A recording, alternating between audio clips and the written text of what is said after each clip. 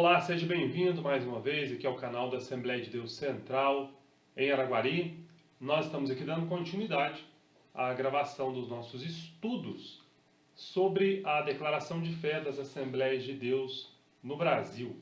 Este é o nosso manual, que é objeto do nosso estudo, a nossa declaração de fé, que expressa os principais pontos doutrinários da nossa denominação cristã à luz da Bíblia Sagrada. Isto na nossa perspectiva de confissão de fé pentecostal e também orientada pela palavra de Deus. Nós estamos hoje então estudando o nosso capítulo de número 11.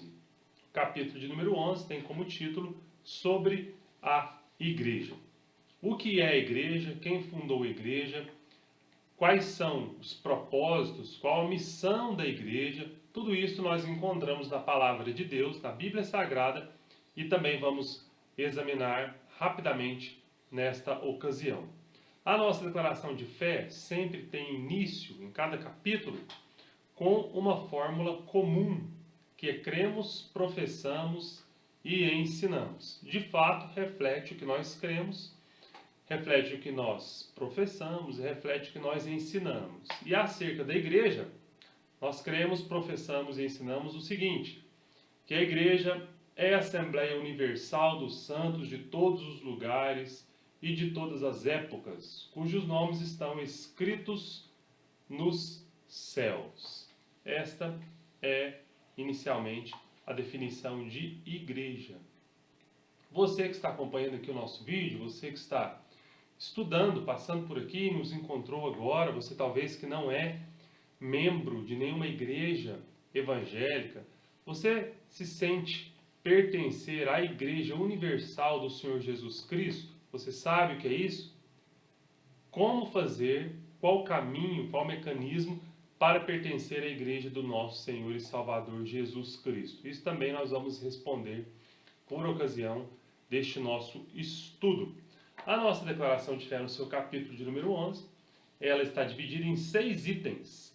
Destes 6 itens, todos eles relacionados ao nosso tema principal, nós vamos então abordar um por um. Em primeiro lugar, o item de número 1 fala sobre os nomes e títulos que nós encontramos para a igreja na Bíblia Sagrada. Antes, porém, de fazer menção de alguns exemplos dos nomes e títulos dados à igreja, nós devemos examinar e refletir sobre a fundação da igreja, o que é a igreja e quando ela foi fundada. O Senhor Jesus Cristo, em uma conversa com os seus discípulos, e está registrado isto lá no Evangelho de Mateus, no capítulo de número 16, o Senhor Jesus Cristo disse aos seus discípulos que ele fundaria a sua igreja. A igreja de Jesus Cristo seria fundada, seria edificada sobre um fundamento. E Jesus nos disse que a igreja seria fundada, o Senhor a estabeleceria, e as portas do inferno não prevaleceriam contra ela.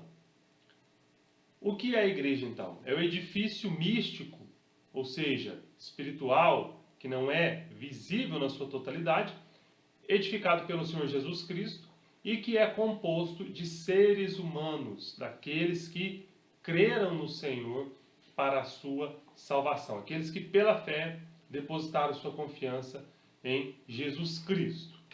Nós vemos nas páginas do Novo Testamento uma palavra utilizada para identificar a igreja, e essa palavra é eclesia. A palavra refere-se inicialmente não somente à igreja, mas ao ajuntamento, a uma reunião convocada para um propósito, para um fim específico. Mas esta palavra, posteriormente, foi aplicada à igreja e é também um sinônimo de identificação da igreja. Eclesia são aqueles que foram chamados para fora. Este é o sentido, normalmente, mais comum que nós vemos da origem da palavra igreja. Aqueles que foram chamados para fora. E foram chamados para fora de quê? Chamados para fora de uma forma de pensar, de uma forma de viver que desagrada a Deus. Nós chamamos a isso de mundo. O mundo, não aquilo que foi criado por Deus, a totalidade das pessoas que vivem sobre a face da terra, não é isso, mas o mundo é aquele sistema de pensar, de crer, de refletir e de agir, um sistema que toma decisões morais com uma base ética totalmente contrária às sagradas escrituras, à vontade de Deus. Então Deus nos chama para fora deste sistema, para que nós vivamos de forma diferente, segundo os padrões estabelecidos por Deus por meio da sua palavra. Daí também Paulo nos falar lá em Romanos capítulo número 12, que nós não deveríamos nos deixar ser moldados pelo padrão do mundo. Esse é o propósito, então, da igreja inicialmente. Eclesia, então, a palavra que significa chamados para fora. A igreja, então, é a comunidade daqueles que foram chamados para fora do mundo para viverem segundo padrão estabelecido por Deus. O fundamento da igreja está claríssimo na Bíblia, que é o Senhor Jesus Cristo. Ele, a pedra que os edificadores rejeitaram, foi colocado como pedra principal, pedra angular e pedra de esquina. Vamos à página de número 121 na nossa declaração de fé, ou melhor, a página de número 119 da nossa declaração de fé, para você que porventura talvez tenha aí um exemplar. Atos capítulo 4, versículo de número 11, faz referência àquilo que nós já dissemos aqui, sobre Cristo ser o fundamento principal da igreja, assim como também Efésios capítulo 2 e versículo de número 20. Então, sobre o ponto de número 1 da nossa declaração de fé, sobre os nomes e títulos da igreja, a igreja é identificada na Bíblia como sendo, dentre outras coisas, o corpo de Cristo, o povo de Deus, a noiva de Cristo, a esposa do Cordeiro. Também a igreja é identificada como a reunião dos crentes, dos santos, dos eleitos, dos discípulos de Cristo e também cristãos ou até aqueles membros ou pertencentes ao caminho. São várias expressões que foram utilizadas ao longo da Bíblia para identificar os componentes da igreja do nosso Senhor Jesus Cristo. Lendo as páginas então do Novo Testamento, nós veremos todas essas expressões. Em segundo lugar, quem são os membros que compõem a igreja do Senhor Jesus? Este é o nosso item de número 2. A igreja é formada por todos aqueles que Deus chamou para fora do mundo, tendo sido esses resgatados da vã maneira de viver por intermédio do precioso sangue de Jesus. A verdadeira igreja é constituída por todos os fiéis remidos de todas as eras e de todos os lugares, formando o corpo místico de Cristo por meio do Espírito Santo. E cada crente salvo é membro desse corpo. Todas as pessoas, então, salvas de todas as eras, do passado, dos nossos dias atuais e também do futuro, esses compõem a igreja do Senhor Jesus Cristo. Pode ser que em algum escrito, didaticamente, faça-se a diferenciação entre igreja, com a inicial, a letra ali I maiúscula, para referir-se à igreja, o corpo místico, universal, aquilo que não pode ser visto, que forma a totalidade dos salvos. Por outro lado, pode ser que a palavra igreja também venha grifada com o I na sua fórmula minúscula, para identificar uma determinada comunidade local. A igreja local, onde reúne um grupo de pessoas que é determinável quanto à sua quantidade, que está limitada nas suas reuniões por um determinado espaço físico. Pode-se então fazer essa diferenciação para fazer uma referência à igreja universal e também à igreja local. Quando nós falamos de a igreja universal, os membros dessa igreja, obviamente nós não estamos nos referindo a uma determinada denominação, a igreja universal. Em outras ocasiões, a palavra utilizada para referir-se à igreja na sua totalidade é a palavra católica, que também, em alguns lugares, é utilizada como sinônimo para universal ou tem ainda também a sua definição como segundo o todo. A palavra católica, então, tem a sua definição como sendo segundo o todo. Então, essas duas expressões, apesar de já não serem mais utilizadas corriqueiramente para identificar a comunidade de todos os salvos, por quê? Porque a primeira expressão católica agora ficou sendo no imaginário popular como referência à Igreja Católica Apostólica Romana. E a palavra universal, para alguns, remete à denominação neopentecostal dos nossos dias. Mas, originalmente, as duas palavras fazem referência à totalidade dos salvos, totalidade da Igreja, do nosso Senhor e Salvador Jesus Cristo. Qual o mecanismo, qual o modo, como a pessoa ingressa na Igreja do Senhor Jesus? Romanos capítulo 10, versículos 9 e 10 nos dá essa informação. De forma muito simples, a pessoa pode fazer parte da Igreja do Senhor Jesus.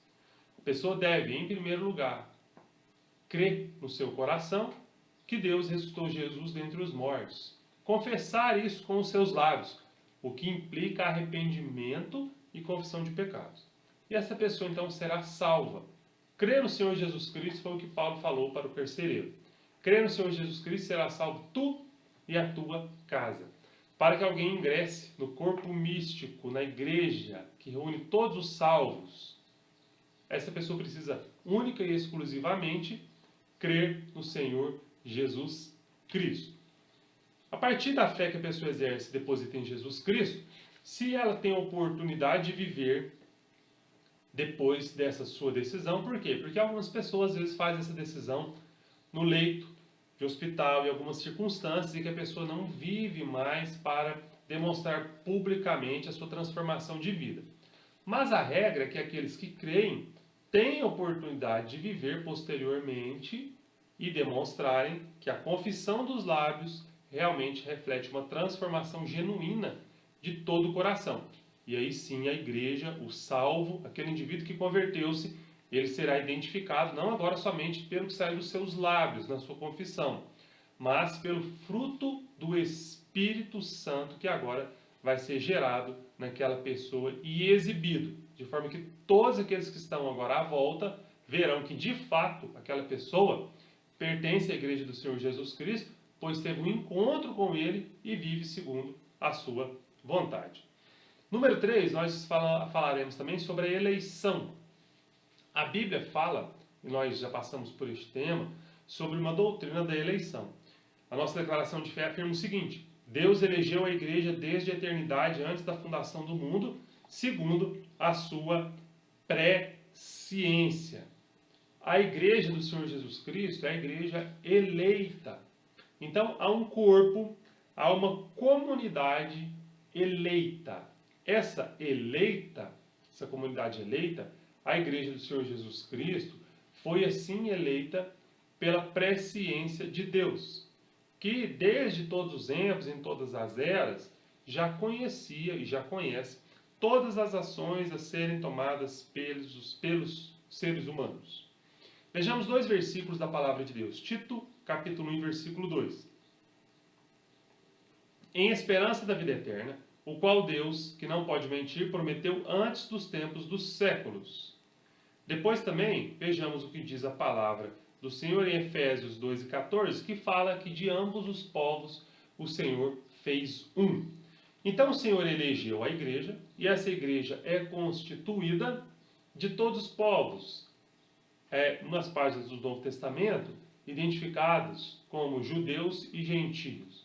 Judeus, o grupo ali dos indivíduos, originariamente descendentes de Abraão, Isaque e Jacó. Gentios, todos aqueles que não eram judeus.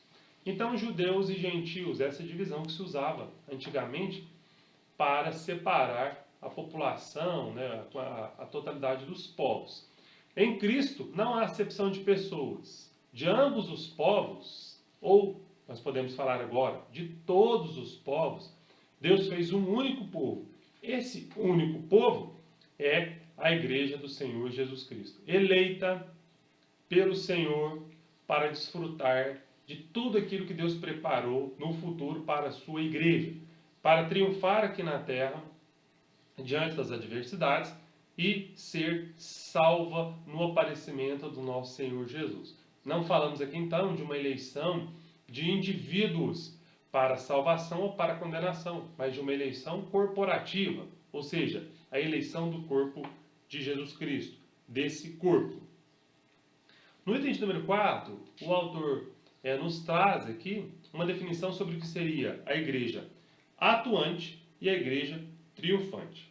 E a declaração de fé faz uma distinção entre a igreja atuante, é aquela que está na terra, que milita, que trabalha, que está se esforçando para cumprir os propósitos do Senhor. Tudo isso, obviamente, com auxílio, suporte do Espírito Santo, sem o qual nós nada podemos fazer. Do outro lado, fala também da igreja triunfante, aqueles salvos que já partiram e que já venceram, cumpriram a sua carreira e não estão mais sujeitos agora ao pecado. Em quinto lugar, nós temos a nossa declaração de fé, as ordenanças dadas à igreja. São duas as ordenanças da igreja: o batismo em águas e a ceia do Senhor. Rejeitamos o termo sacramento e usamos a palavra ordenança, do latim ordo, fileira, ordem. Algumas observações importantes aqui. Nós então, como cristãos, e a nossa declaração de fé deixa isso claro acerca do que nós cremos, não utilizamos a palavra sacramento para referir-se a algumas instituições da igreja. Preferimos a palavra ordenança, aquilo que foi nos dado pelo Senhor Jesus Cristo e que nós devemos cumprir. São essas ordenanças duas. Em primeiro lugar, o batismo em águas e, em segundo lugar, a Santa Ceia do Senhor. Nós administramos o batismo na forma do batismo por imersão. Foi esta, seguramente, a forma pela qual Jesus foi batizado por João Batista, no rio, por imersão. Nós administramos o batismo por imersão. Em muitas ocasiões, isso não é feito em um rio, obviamente, de águas correntes, mas em alguns lugares, em um ambiente onde há uma piscina, um tanque batismal, em que muitas igrejas constroem para esta finalidade. Todavia, o batismo por imersão é aquele que nós administramos nas igrejas, nas assembleias de Deus. E acerca da segunda ordenança, da Santa Ceia do Senhor, ela é administrada periodicamente. Não há uma regra em que estabelece o período que deve haver entre uma celebração e outra. Cada igreja administra normalmente da forma que lhe convém, mas em regra nós podemos observar que ao menos uma vez ao mês os crentes, na maioria das denominações, se reúnem para celebrar a Santa Ceia do Senhor. Qual é o propósito da Santa Ceia? Como o Senhor nos disse, é um memorial. Fazer isso todas as vezes em memória de mim. Porque todas as vezes que nós comemos o pão e nós bebemos o cálice, nós anunciamos a morte do Senhor Jesus Cristo, até que Ele venha. Quando nós celebramos a Santa Ceia do Senhor, nós trazemos à memória aquilo que Jesus fez por nós.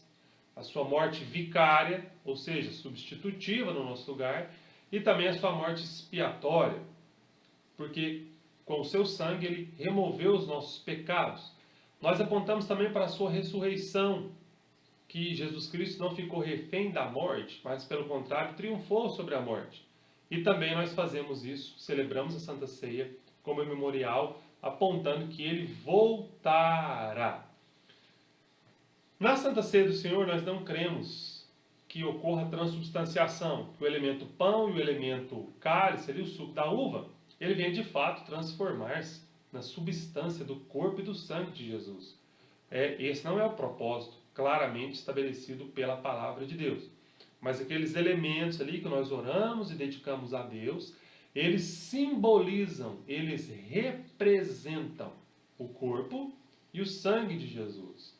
Rejeitamos o uso da palavra sacramento porque nós não cremos que algumas instituições da igreja elas venham comunicar algum favor divino, como se o batismo tivesse, por exemplo, o poder de salvar, ou se a Santa Ceia tivesse o poder também de promover algo na vida do crente. O que nós dependemos, desde a nossa conversão, é de uma vida de estrita comunhão com Deus. essa vida de estrita comunhão com Deus é que vai, de fato, fazer diferença na nossa vida. Então nós não cremos, não utilizamos a palavra sacramento porque ele indica outro propósito, outra finalidade que não é encontrado na palavra de Deus. Ainda acerca do batismo também, nós destacamos que não cremos que as crianças tenham que ser batizadas. Por quê? Porque o batismo é para arrependimento e confissão de pecados. Jesus Cristo nos deixa evidente na sua palavra, em mais de um lugar, que as criancinhas, ou delas, é o reino dos céus.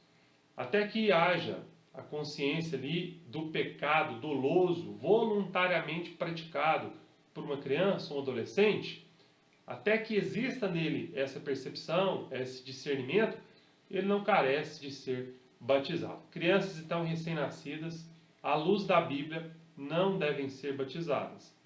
Dedicá-las a Deus, apresentá-la no templo, assim como foi feito com o nosso Senhor Jesus Cristo, obviamente que isso é possível, é aceitável, é agradável, é até mesmo recomendável.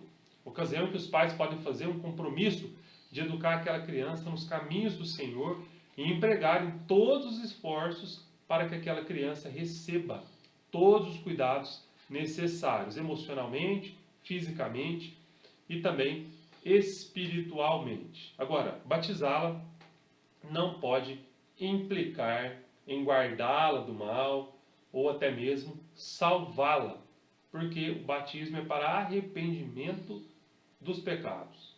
Se a criança, infelizmente, venha a perecer, venha a falecer ainda em tenra idade, nós temos convicção bíblica de que essa criança está salva. Isso é o que nós ensinamos e que está expresso na nossa declaração de fé e cremos também à luz da Bíblia Sagrada. São duas, então, as ordenanças da igreja.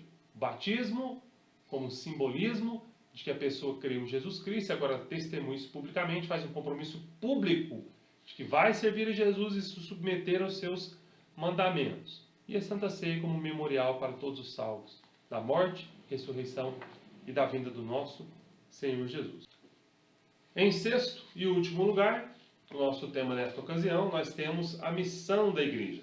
Entendemos que a função primordial da igreja é glorificar a Deus. Esse é o propósito primordial da igreja, glorificar a Deus. E como a igreja faz isso? A igreja faz isso adorando a Deus, proclamando o Evangelho, edificando uns aos outros e socorrendo aqueles que estão em necessidade.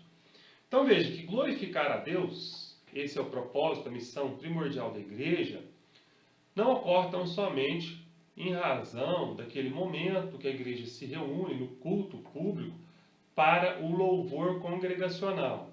É fato que, por meio dos cânticos, Deus é glorificado, Deus é louvado pela igreja.